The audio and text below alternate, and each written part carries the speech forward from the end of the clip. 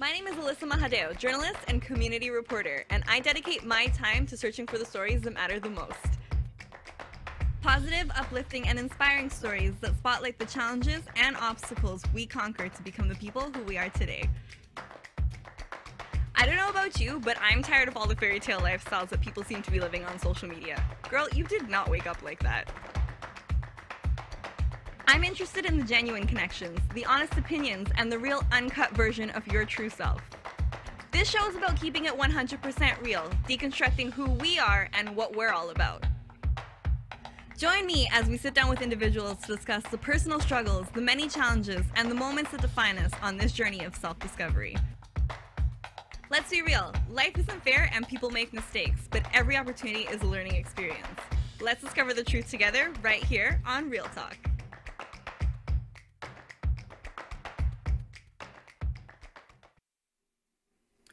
Hi, welcome to another episode of Real Talk. I'm your host, Kabrena Robinson.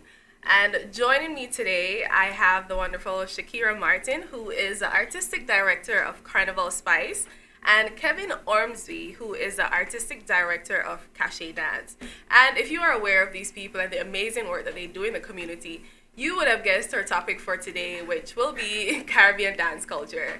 So to dive right into it, I mean, we all know we're fresh off Caravana weekend, Dream Weekend, Crop Over, or Spice Mass in Grenada. So there has been a lot of celebration going on this summer.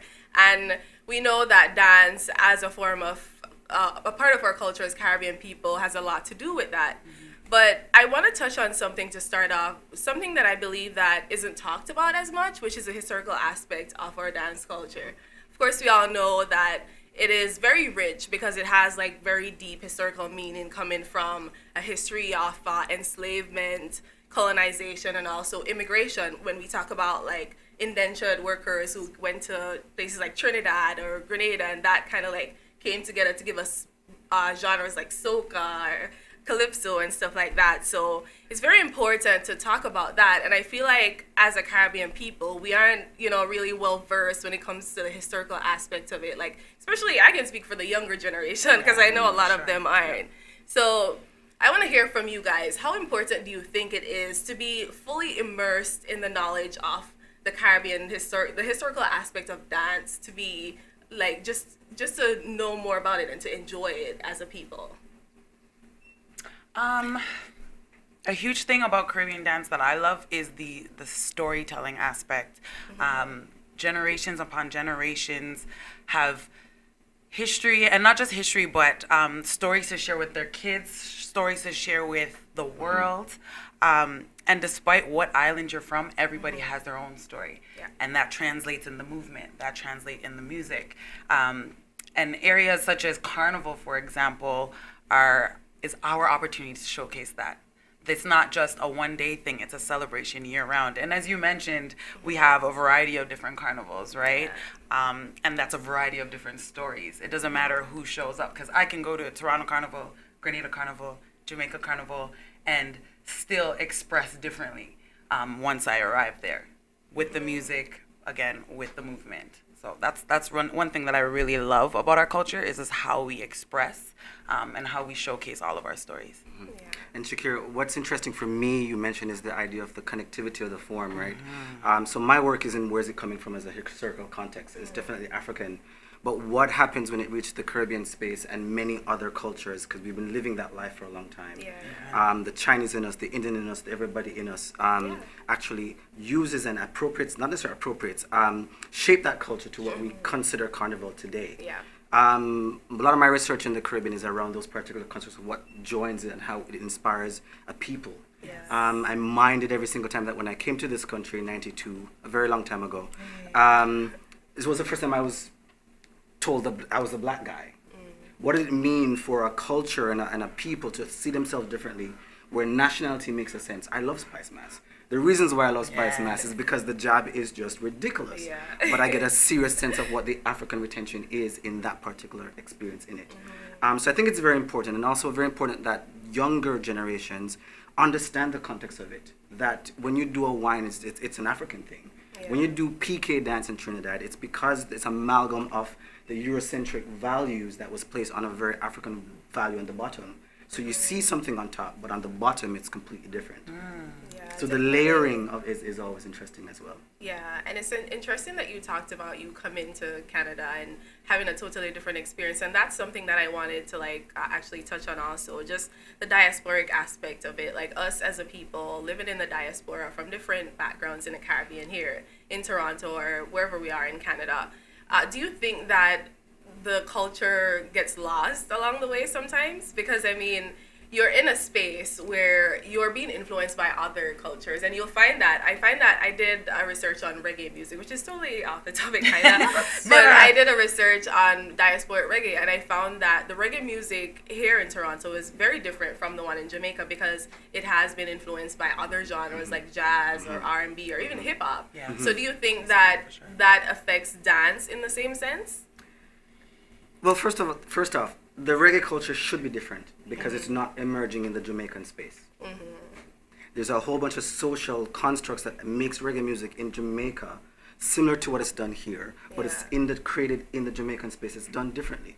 Same thing with dance. Where the dance happens, where it's created in its entirety, it should be influenced by those particular spaces. Yeah. And so it will be, Caribbean dance here will be different because it's a different set of participants and a different set of engagers with the form, and it should evolve.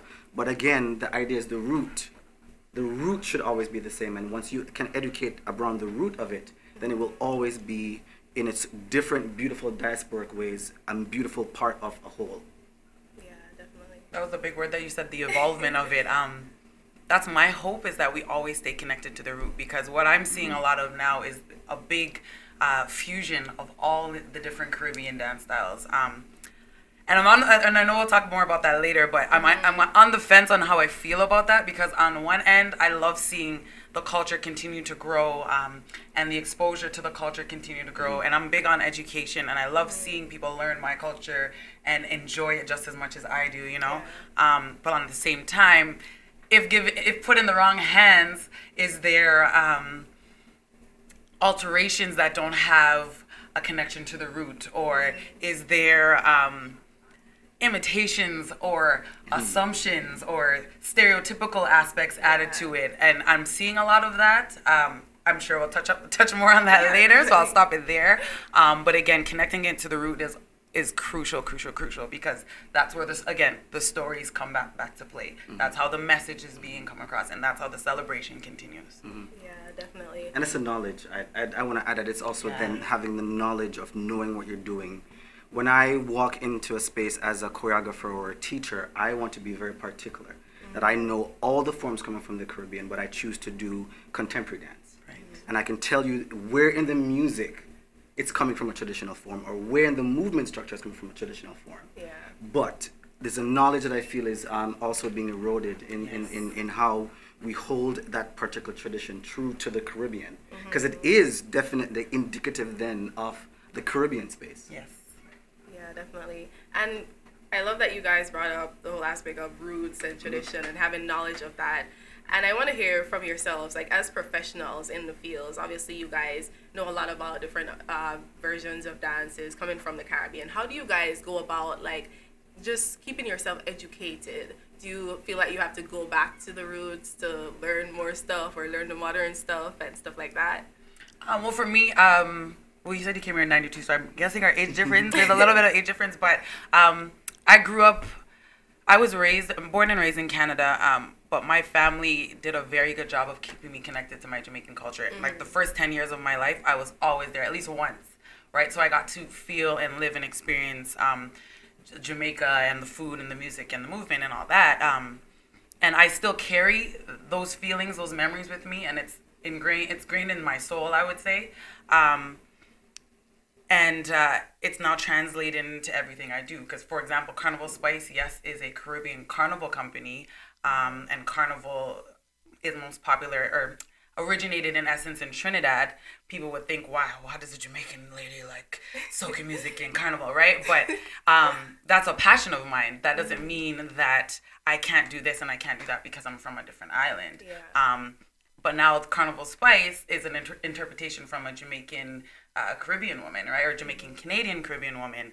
And as far as how I stay true to those roots, I don't forget the people that paved the way for me, right? So I can highlight someone like a Jay Blaze, who literally grew up down the street from me, and she introduced me to street dancing and that movement, and I see her still making waves in the industry and doing amazing things with the culture, and some people like that, as well as going back to Jamaica. You'll still go back to Jamaica and see people dancing on the street, that same element, still creating and keeping that culture alive, right?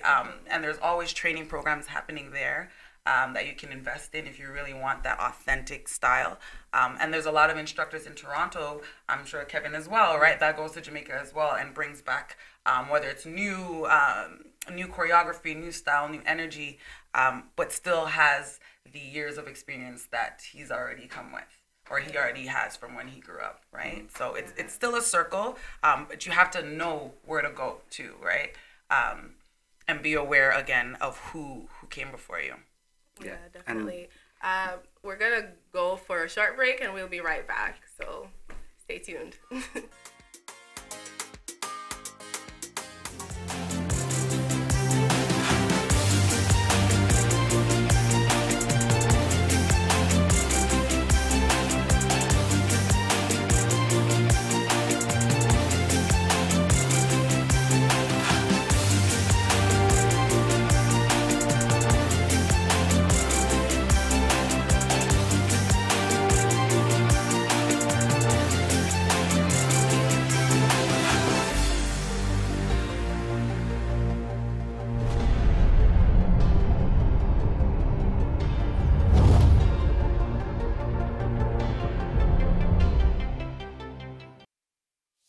Think you have what it takes to bring value to the community? The TCN TV network is expanding and now accepting TV show proposals. Here's an opportunity to build celebrity status and become part of an elite group of community advocates that are focused on building, strengthening, and empowering our community in a positive way.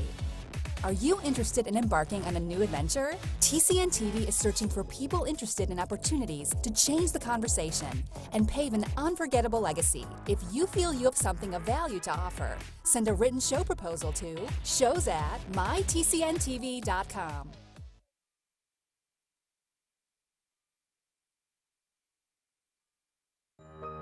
Are you retiring smart? Make your home's equity work for you. With your home's equity and our 30 years of experience, the Retire Smart Properties team can help you achieve the quality of life you've always wanted. Our services are 360 degrees. We'll give you advice, take care of staging and selling, and help you find the perfect home and community to transition to. It's time to enjoy the retirement lifestyle you deserve. Visit our website today to learn how you can use your home to retire comfortably. The Retire Smart Properties team, powered by RE/MAX West.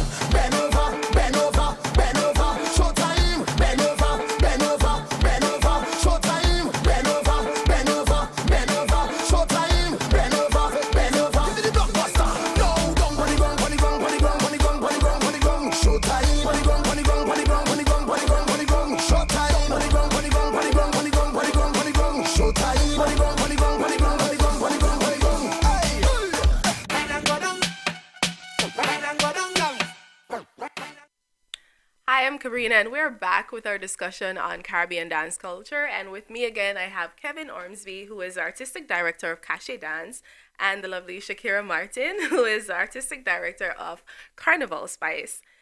So we've been having a very insightful conversation regarding the historical aspect of Caribbean dance culture, and also speaking about us as people in the diaspora, how we can help to really transmit and help to develop the culture in a positive way.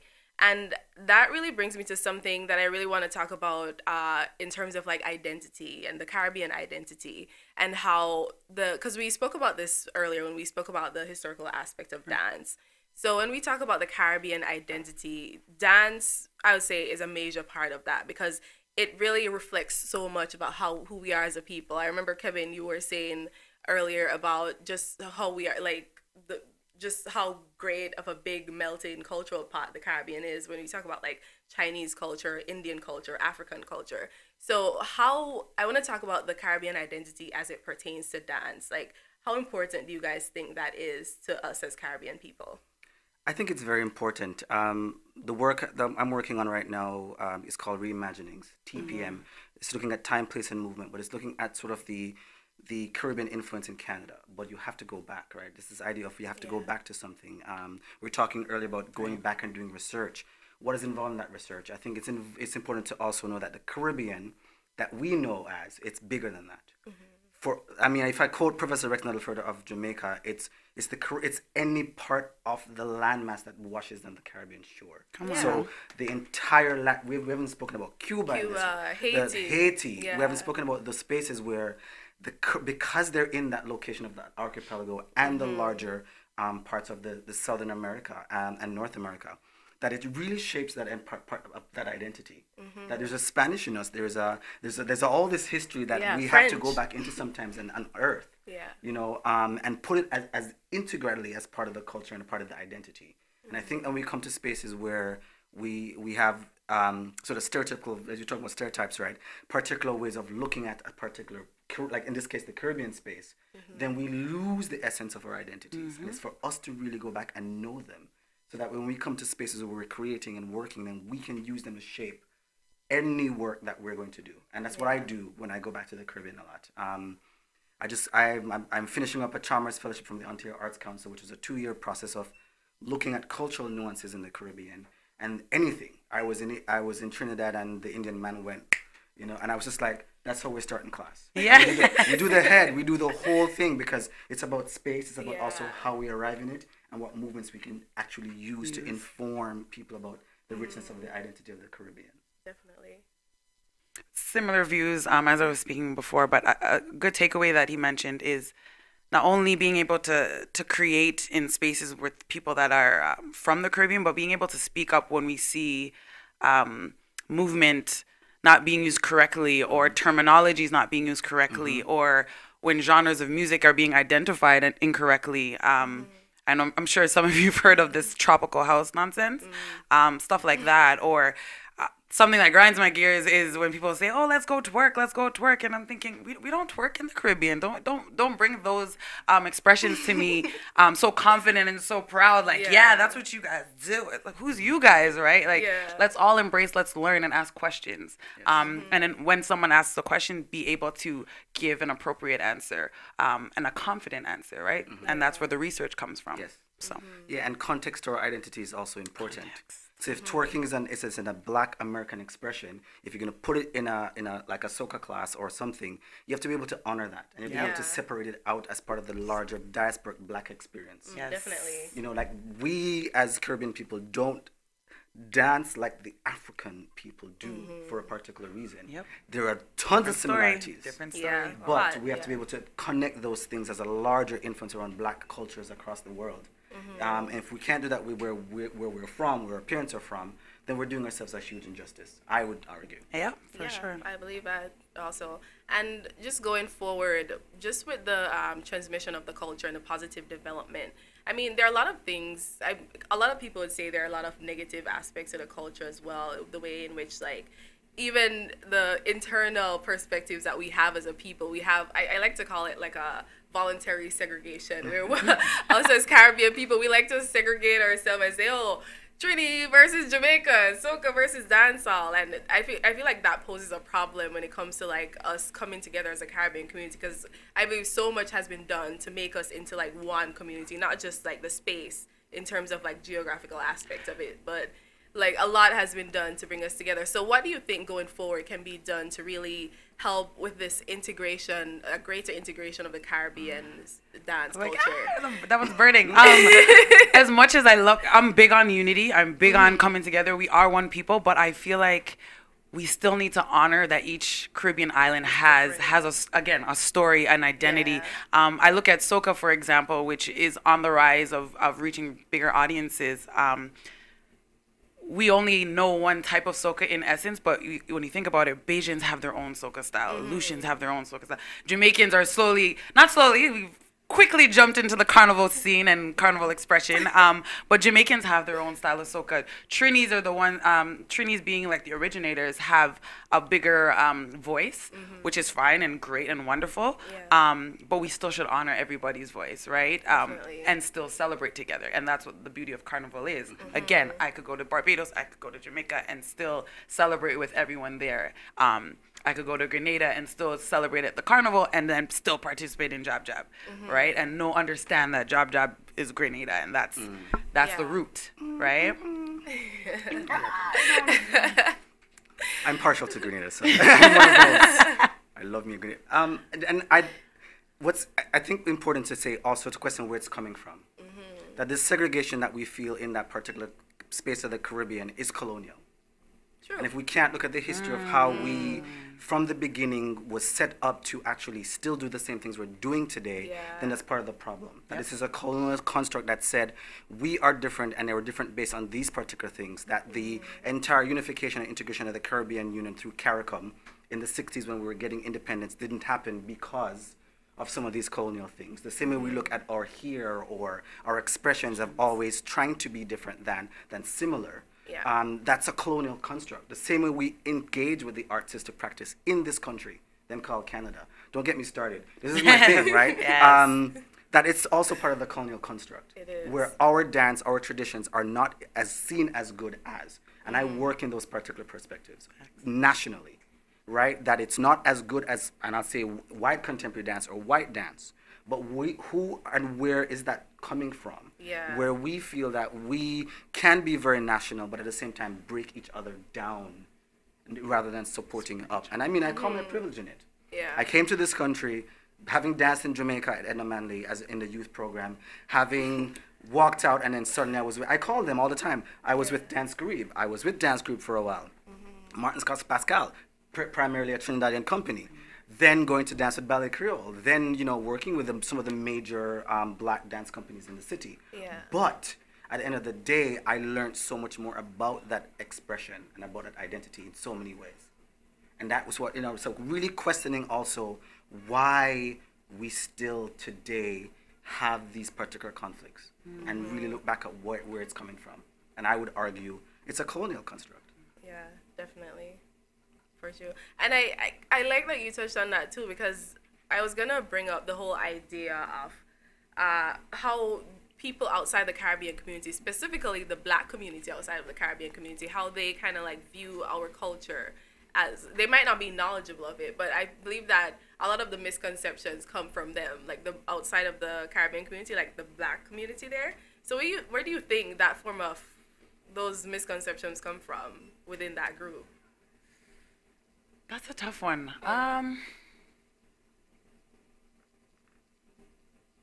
Because I mean, when you look back at it and you go back, all of us, most of us are rooted in Africa. Yeah. It's a very puzzling one. That's a puzzling one because there's so many different areas. You could start with the media. You could start with mainstream music. You could start with people or artists. I could say, okay, I won't call this artist's name because I do respect this artist. Who's recognized across the world. Who was raised in Toronto. Right, who has a strong influence, who is strongly influenced by Caribbean culture, and you see that translated in this artist's music. But his music is still an interpretation of what he's learned or he's been around or has been exposed to, right? And so now being so popular, people that listen to his music are gonna assume that is what it is, and that's the only that's how I would define, let's say, dancehall music by this artist, because that's the only artist I know. Whereas they wouldn't know a Charlie Black or not a Sean Paul. Sean Paul's pretty recognized. It comes back to who's sharing those stories, who's bringing that message out globally. And if, like, let's say this artist, the same one that I won't mention, I'm kidding, it's Drake, guys. It's Drake. We love Drake. We love Drake, yeah. But Drake has an audience of a lot of Americans again, right? So that connects back to the twerking issue, or using terminologies that aren't related to Caribbean culture, and feeling confident about using them, connecting it to Caribbean culture too. Yeah. It's a hard one. I think we're going to go for another short break, so we'll be back. Stay tuned.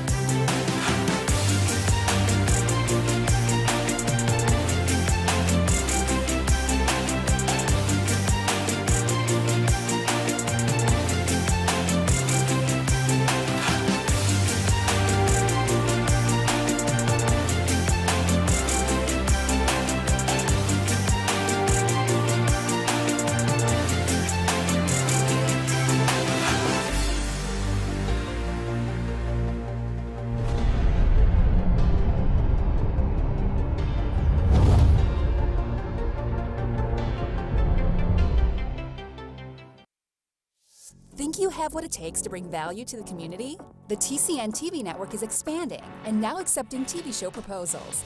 Here's an opportunity to build celebrity status and become part of an elite group of community advocates that are focused on building, strengthening, and empowering our community in a positive way.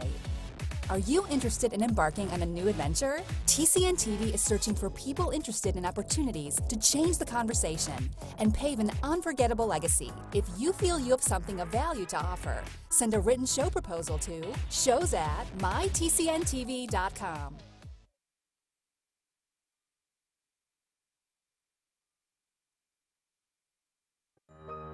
Are you retiring smart? Make your home's equity work for you. With your home's equity and our 30 years of experience, the Retire Smart Properties team can help you achieve the quality of life you've always wanted. Our services are 360 degrees. We'll give you advice, take care of staging and selling, and help you find the perfect home and community to transition to. It's time to enjoy the retirement lifestyle you deserve. Visit our website today to learn how you can use your home to retire comfortably. The Retire Smart Properties team, powered by RE/MAX West.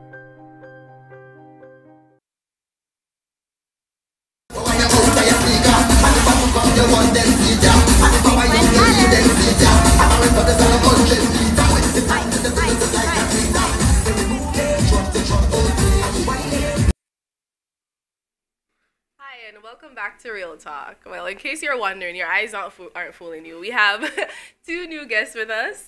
We have Rhondel Marshall and Trey Earl, who are the founders of the new and viral hashtag on Instagram, Waistline Matters, because it does. Hello. And we're just going to be talking to them about this particular movement and how it started and just what is the purpose behind it. Okay, so pretty much Waistlines Matter. In the beginning, it started out as a hashtag. We would put the hashtag with videos of people obviously rolling their waistline to soca or any other genre of music, African, Afrobeats, Indian, whatever it be. We started to say that because at the end of the day, for whatever reason, we personally felt that North American culture was getting in the way of Caribbean culture. So, for example, we used to see everybody twerking.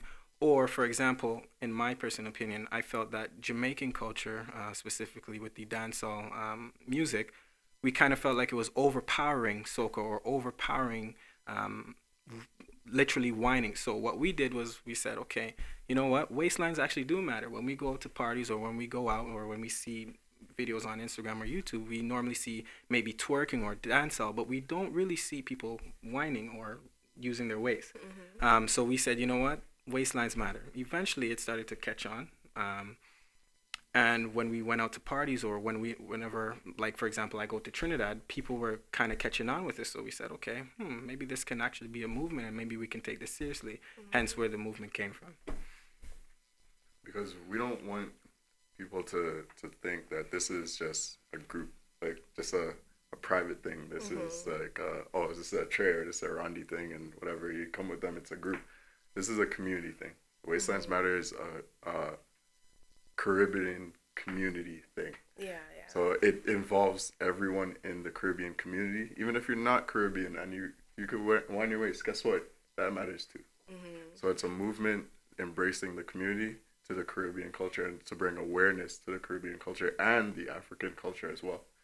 Because it was the African descendants that brought waistline to us. They used it to communicate. They used it to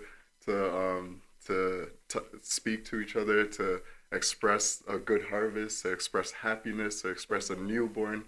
This is what the history brought to us. Yeah. And this is just a more modern age. So we don't have the feathers, we don't have the beads, we don't have the tattoos, but we still have the expression of dance. And you guys talked about early just bringing awareness to the waist and ending all discrimination against the waistline, which is important, which brings me to my next topic. We've discussed it earlier, but just the misconceptions that a lot of people have. Like, we talked about the historical aspect of Caribbean culture, Carnival in particular, and also when we talk about dancehall or other genres like merengue in Haiti or is it Mamba or Rumba? One of those in Cuba. I might be mistaken, but yeah, those art forms were like developed from African culture, and it was a form. It was a way in which the enslaved they kind of formed their own thing, like to repel colonization, right? Yes, and it was like it was like a liberating thing for them, you know, a means of celebration. And I feel like a lot of people outside the culture do not get that's where we're coming from, and we're not just out there parading half naked, you know, twerking as they call it. So because think about it like this: from those days, from the slavery times and stuff, the slave owners didn't understand why they're jumping up, why people, even in Jab with Grenada, when they harvest the cane and they burn the old cane fields and they took the ashes and dabbed themselves. That's where the Jab came from. It wasn't always oil. It started off with the ashes from the cane field, and not a lot of people know that. So they saw that and they're like, "Oh, what are these people doing?" Yeah. We told them to clean up the land, and they're dabbing themselves and jumping up and. But that's the thing. That's our culture. Yeah. That was to embrace a good harvest. That was to show that, you know, like they harvest the cane fields, they did all that work, but there was liberation in it, and they celebrated that, and that's where the Jab culture even came from. Yeah. And what are I want to hear from you guys, what are some of the misconceptions or negative connotations that you often hear, whether online or in person, that people outside of the community might have about Carnival or even like dancehall or whatever? Tropical what? Tropical house. Tropical house. Garbage. Listen, to all the people out there, tropical house, at the end of the day, is not tropical house. It's not tropical dub. It's not tropical nothing. It is soca. It is a music that brings people together, brings communities together. It's a happy music. That's all it is. I just want to clear that. I'll continue. So, pretty much, in terms of the misconceptions, just like, for example, if we speak about the recent Toronto Caribbean Carnival, aka Caravana. Now, to individuals who are not a part of the Caribbean, to them, they see it as we're just jumping around, doing carnival activities, right? Hence the name Carnival. So pretty much to them, they don't understand that the way that we're dancing, it's not to be deemed as something as a sexual act, right? Just like, for example, in the dancehall community, right? A lot of it, or not a lot of it, but there are certain things within it as two people dancing together, right? It may look sexual, but in reality, it's not actually sexual. It's just, that's just how they dance. In terms of the waistline now, waistlines can be enjoyed together or they can be enjoyed separately, right? If you ask me, I like the fact that especially women as a whole, in terms of the waistline, in terms of that dance, I feel like they have a sense of liberation. When they hear their favorite song, right, they can either have a costume on or they could have their clothes on. Doesn't even matter. You could be in your house, and from the time you hear that song, you lift your hands in the air and you do your thing, right? Also, at the same time, you don't feel forced to dance with anybody. When you do when you wind your waist, even if you're at a party or not, you can go in the corner and do it and you're still having a good time, right? So in a way, I feel, again, that as forerunners for the movement, we have to show other people that, hey, what we're doing here is not necessarily sexual. It could be for those who feel that that's how they want to express themselves. But at the end of the day, it's really up to the people who are in charge of whatever you're doing. You are a forerunner. You have to set the pace. You have to be specific, and you have to say, hey, this is what we're doing. Whatever your stereotypical views are, this is what it is. It's an opinion, yep. Right? So again, it's almost like, for example, in the Caribbean, let's say Carnival time comes around and you have a neighbor and he has a wife, and you see his wife Carnival Day, and you might dance with your neighbor's wife. Now in the Caribbean, that's not seen anything as disrespectful. A dance is just a dance. So as we are the forerunners in the Waistlines Matter movement, whether it be at a party, whether it be Carnival, wherever it be, understand it is just a dance. If you take it past that, that's on you. You need to take responsibility for that. But as people, what we're doing, we understand that it's just a dance. A dance is a dance, and that's it. Yeah. Right? And I feel like the whole idea of sexualizing our culture, it's very deep-rooted too, because if you find that a lot of like African culture, like any culture that isn't Western or Eurocentric, it's deemed as overly sexual or exotic or stuff like that. So I believe, as we were speaking earlier, and Kevin also mentioned, that colonization has a huge part in this whole idea of segregation and a lot of like misconceptions that occur outside of the community. So I think it's very deep-rooted, and it's very sad that we can't see past that, you know, as like people of the community. Yeah, because even like when it comes down to salsa, bachata, merengue, tango, these are all sensual dances in the sense that it shows passion, it shows emotion, but it also comes from the culture. Yeah. And that's what a lot of people forget. It's the culture. So it's the same way African style of dancing portrays culture, festivals, happiness, joy, sadness. Is the same thing as if it was salsa, merengue, bachata. It shows passion, it shows flavor, it shows spice. So back then, when a little history on the Spanish side, when they went out to clubs and stuff like that, if they had a good harvest on wine, right, or on crops, when they went out and they had little salsa parties and tango parties, it was to show the passion. Oh, a husband and wife that owns XYZ, a farm. They did really good. You could see the passion. They're happy. They're enjoying themselves. But that's, again, the culture. Yeah. So that's what people have to stop screening themselves from, and to try to keep their minds open to understanding that what you see is not just what's in front of you. You have to always take one step back and look at the bigger picture and understand, hey, this is what this is in this day and age, but where did it arrive from? What was the root? Definitely. Would you like to add something to that? I mean, in terms of the colonialism, if we look way back to African days, I mean, back way before, we never even used to wear clothes. Now, if I don't wear clothes right now, is it deemed that I'm trying to be sexual?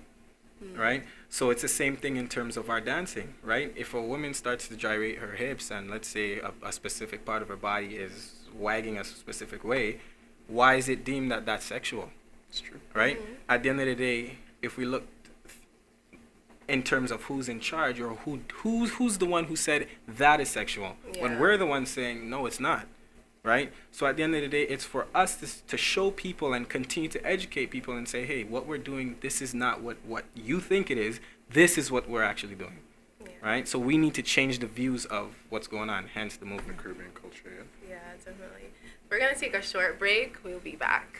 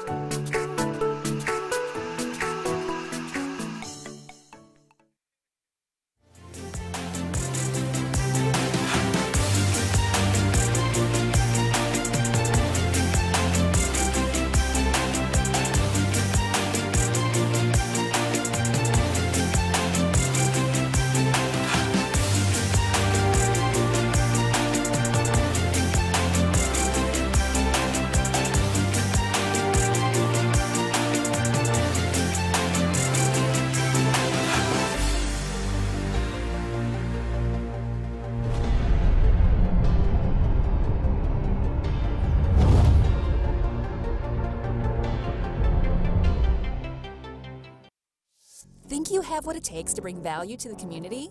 The TCN TV network is expanding and now accepting TV show proposals.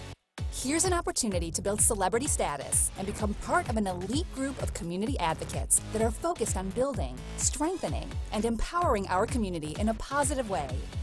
Are you interested in embarking on a new adventure? TCN TV is searching for people interested in to change the conversation and pave an unforgettable legacy. If you feel you have something of value to offer, send a written show proposal to shows@mytcntv.com. Hi, welcome back. So we're here with Rhondel Marshall and Trey Earl, and we've been having an amazing discussion about their movement, Waistline Matters, as well as the many misconceptions that people have about our Caribbean dance culture. And this leads me to something else that I wanted to touch on. I think I touched on it a bit earlier, but it's just the idea like of the misconceptions that we have internally, like inside the culture. And this has been something that I have experienced with people within my family who are older, and they have experiences with different forms of like dancing or different genres of music and different ways of expression. They might find that our way of dancing is provocative and it's too sexual, and you know. So what do you guys think about that whole idea of generational gap causing like this problem with just the younger generation and how we express ourselves, like soca versus calypso, dancehall versus reggae? Like, what do you guys think about that? You want me to go? So in terms of the music, now I'm only 26, so my knowledge is limited. Yeah. But in terms of the music, I'm Trinidadian by ethnicity. So when I look at, let's say, the music that my grandmother used to listen to, or my father or my uncle, if you ask me, my opinion in the music, it's a little different. Now in the mainstream soca music or Bajan soca or whatever, you have the music talking about women dancing a certain way. Or let's say you have a specific extracurricular activity that you want to do. They're trying to get at that. Let's say if you drink, or a lot of the music now is about alcohol, or even now, most recently, it's about marijuana. Back in the day, if I remember correctly, and the music back in the day, it had a different message, right? Some of the greatest songs right now, especially road marches, you have somebody by the name of Voice. Right, his song was about Year for Love. Yeah, the love song. Right off the bat, that song was already one of the top songs because of the message. So if you look at the older songs, you have something like Dr. Cassandra. You got different songs that are not necessarily talking about sexual innuendos. They're talking about an actual message, right? Now you have a song called Parlay or Alley, literally just talking about specific messages in the song, not even speaking about, once again, dancing provocatively, carnal acts, sexual innuendos. It literally has a message. So if you ask me, if I realize, and I'm really honest with myself, if I look at the music now versus before, the messages are different. So now, of course, if you have my grandmother that says, hey, all you're dancing, and right? I can understand where she's coming from, because back in the day, it was different. The songs were different, right? So, Yeah. So, for my household, grew up a Grenadian. My grandfather was Trini, but my dad played jab. So, for me, I learned jab songs since I was like 7. I always went to Grenada for Carnival. I was always dabbing. I was always jumping up. My dad was a jab. So he taught me that there was like a power soca, which was the jab scene. So if you see mass over there, like anytime you hear, like anytime you go to a fete and you see those guys start with their jab set, people could be dead tired, sweating, buckets, shirt off, anything. As soon as that power soca comes on, rejuvenated. Like zombies, this power, like energy, and they're going. And once you see that, that's what soca does. Like it just brings people together. So even the older stuff, when you hear Talpri with Hospital and like Old Woman Alone and all kind of things, those are songs when I was young, and those songs just came out. I'm 28, so I have some years when those songs came out. I was a little kid, dab up, and we're chipping down the road, singing the grave, the jail, and the hospital, and you know what I mean. And these were like power soca songs back then. So just the fact that they continue that now, and just seeing like no matter what country you're from, Jamaican, Bajan, Lucian, everybody knows like the jab see. So for my dad, like he'll see us wind up and stuff. He's always on the road, Caravana Day. He saw me and Rhondy on the road, and he sees us and he's like, you know, like, where's your oil? Where's your paint? You know, like he always looks at us and he's like, oh, when back then we didn't do that. It was a jab thing. They used to all meet up, dab, and they're all going on the road. So that for me, like even my mom will say the same thing. She likes the fact that we're involved in Caravana. I used to play steel pan, and then when I met Rhondy and them, I started getting into more of the band launches and the Caribbean scene of it, and it's always been just love, just culture, like culturally love, where everybody's just meeting up, different cultures, different ethnicities. Even like I've met over the years Korean people that come every year to Caravana. And they always find me. I don't know why, but they always find our section. They want to take pictures. They want to jump up. But that's the culture. It's not even just stop. It doesn't just stop in the Caribbean culture. Everybody realizes that soca brings people together, no matter if it's old or new. Definitely. And as just members of the younger generation, of course, you guys are going to be the ones responsible for transmitting the culture to the up-and-coming youths. Like, what do you guys think can be done, really, to help develop the culture in a positive way? And because, you know, we don't want the value and the historical aspect and the knowledge of it being lost along the way. What do you think can be done to really retain that? I say cultural awareness. Like, just letting people know and letting them understand that this is a Caribbean culture. It's not what people say it is. It's not, because at the end of the day, don't get me wrong, everybody has their opinion. No one has a right to say, you're not allowed to say this or you're not allowed to think that. Everybody has their opinion. But it doesn't mean that you stop teaching and letting people understand that this is, even though, yes, you heard this is not what it is. This is what it really is. It's a togetherness. It's a love. Yeah. It's a thing where we all meet up in the parking lot. We chill. Like, we get ready, and we're like, all right, this is gonna be a good line. Like, we're ready, and then we all go in, and you know, we meet everybody we haven't seen in probably all summer. But as soon as we see each other, we know that it's time that we're together, and you know, it's a nice line. In my opinion, I feel that it's our job to not only perpetuate it and to demonstrate it, but also to do our own research. Understand that what we think we know, we don't know anything. Right? It's true. I think that it is very important, especially for our children. I have a daughter, right?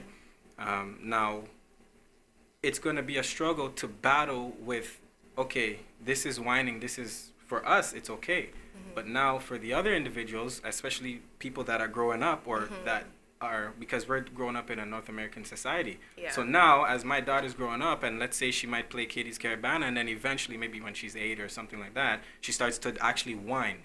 Now it's battling, okay, well, it's cool for us, but when other people are looking at it, how do we deal with that, right? Now you're going to have other individuals saying, oh, why is his daughter doing that, right? So at the end of the day, it's for us to say, okay, this is what we're doing. This is why we're doing it. This is our intention when we do it, right? If we're not educating other people, eventually it's the majority who don't know anything, and it's the minority that know what we're doing. So at the end of the day, we as a minority need to stand strong and say, hey, this is what we're doing. Whatever you think what we're doing is, that's not what it is, right? So if you ask me, my opinion, we just need to stay strong, and we need to continue to demonstrate what we're doing. And from the time that people see that we're confident in what we're doing and that we're strong in what we're doing, eventually people are going to understand the seriousness of what we're doing, and then... Yeah, definitely. We're going to wrap up, but I just want you guys to tell the people like how they can follow you guys, how they can get on with the movement, how they can support it.